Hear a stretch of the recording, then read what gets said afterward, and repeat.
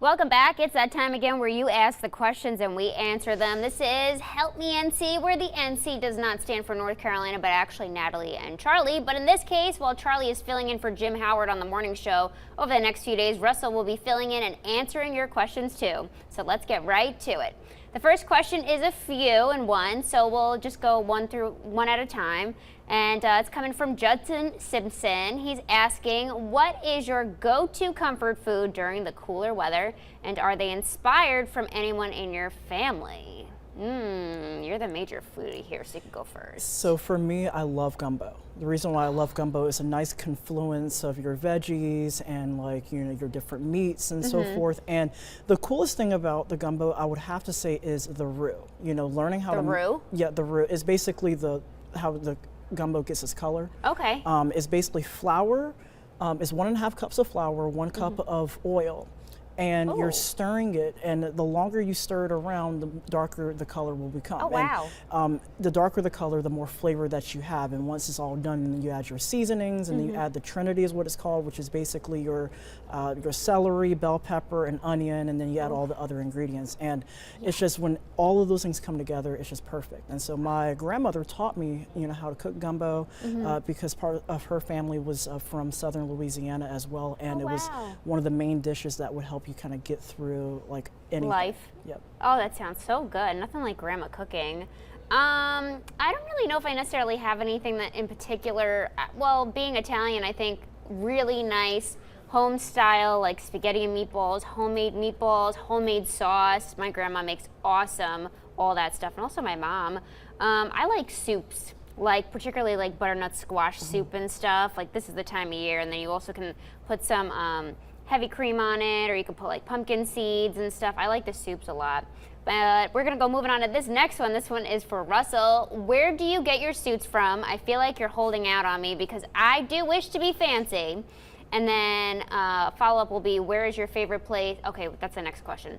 So you just answer the question about your suits. Okay, so I don't often give the direct answer to where I get my suits from, but I mostly order them online. But I love, dressing up and basically according to the season. I have to say, it's just one of those things, just a few years ago, I was hey, I want to get into just getting my own suit collection. Yeah. And it was just something where, I bought one, and then after that, just one. How many suits do you have in total? Are you like most people with shoes, where you just have a ridiculous amount? Yeah. Can you give us a ballpark? Somewhere between 25 and 30. Okay, that's not bad. With some of the ones mainly being, I would say, between a light tan to a light blue, and then of course I have the other colors, a green one and a purple one. I even have a pink suit as well, where I usually wear that during Breast Cancer Awareness Month and also in special events as well. How cool. That's awesome. And then the next question, where is your favorite place in Eastern Carolina that you've had the opportunity to visit? I guess this is kind of like a joint question. I'm still in the process of visiting. The only places that I've really checked out thus far, Morehead City, New Bern, Nags Head, Edenton was really, really pretty. I just love the water. That's kind of my main thing. If it has water, I am there. How about you? I love the Outer Banks. It's something about the Outer Banks, whether you are in Hatteras or in Manteo or Southern Shores or Duck, it's just a very special part of our coastline. Yeah. And sometimes you forget that you're in North Carolina. It's almost like you're in like a alternate dimension or some type of paradise there. But then my close second would have to be Morehead City, and then a close third would have to be the water. I would say it's a tie between Greenville and maybe Jacksonville. Okay. Yeah. I kind of got a glimpse of Jacksonville because in driving down, you do kind of go through there, and I was like, Jacksonville has a vibe of its own too. So many different cool places here, and I feel like if I don't go exploring it, I'm not doing my full job. So I'll be on the road every chance I can. And then this next one, I know you've traveled a lot and have been in a few states, but which city or town is your favorite from your travels and state so far? Yeah, because I've definitely been in a bunch of different states. My first TV job was in Fargo. That was not a place for me, but it was a really cool experience. While I was there, I got to check out South Dakota, Mount Rushmore. I got to see Sturgis, which if you are a big motorcycle person, you've heard about. And it's a teeny tiny town, and the amount of people that go there for the rallies is just insane. That's a vibe in itself. Hawaii was pretty cool, but if you have allergies, that's probably not the place for you. And then Florida is really cool, just like the beaches. Anywhere with a beach I love, but I'm pretty content here. And then another question for you, follow up, when do Russell and I get to experience, Judson wants to experience my Italian food. Well, you just let me know, and I will whip something up for you. How's that for a deal? And then the next question, this one comes from Lauren B. Richardson, who asked, what made you both choose meteorologists or meteorology, and why did you choose journalism or public television? And then she adds, just questions I would love to hear the answers to. So for me, I love meteorology because I've always been into it ever since I was a young kid.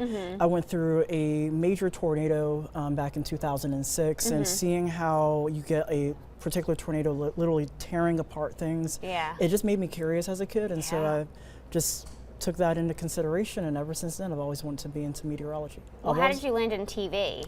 Because there's a bunch of different things you could do with a meteorology degree. So for me, I've always felt comfortable like being in front of the camera, so like I've always wanted to just give people the weather, and like in the event that there was like severe weather, whether there was like a severe outbreak or hurricanes, just being able to like relay the information to viewers at home and let them know what's going on, when to take cover, when to, you know, sort of like just stay indoors. Like that's the most important things. It's like usually in the height of those situations is where I be able to like kind of go through my experience. Yeah, just wanting to keep people safe. And then I really don't know how I ended up in TV. I don't know. I know that when I was younger and I did radio, that kind of made a little bit more sense to me, because I was the kid who would walk around with a cassette player that had the microphone on, and I would go walking around my house talking with it. And oddly enough, I didn't actually speak until I was 3 years old. My parents thought that maybe I had like a hearing thing, and maybe because I wasn't picking up speaking, but in reality I think it was just because I was too busy watching my two older siblings, because they caused quite the ruckus and I was the quiet one, oddly enough. So but I don't really know how I ended up in TV, but here I am. I didn't even know you was in the radio. I did radio, yeah. When I was in, well, I did college radio at 3 different stations. Then I did some commercial radio in Fargo, North Dakota, South Carolina. When I was in college, my name was Natty Ice, not the beer, spelled differently and way classier. But on to the last question for today. This one comes from Bob Bailey, who asked, does Russell ever get told he looks like the late, great Sammy Davis Jr.? That is meant as a compliment. If you don't know who Sammy Davis Jr. is, we have a picture to show you the comparison, and you're going to be like, whoa, are you cousins? Are you related? There's a resemblance that you can't deny. Yeah. And maybe the chin. The chin, definitely, most certainly. You get that a lot? I get that a lot. A lot. He's super talented, so that's a real compliment. And you're super talented too. That's awesome. Thanks, Bob, for that one. And next on ENC at 3, we chat nutrition on a budget. So stay with us for that story right after the break.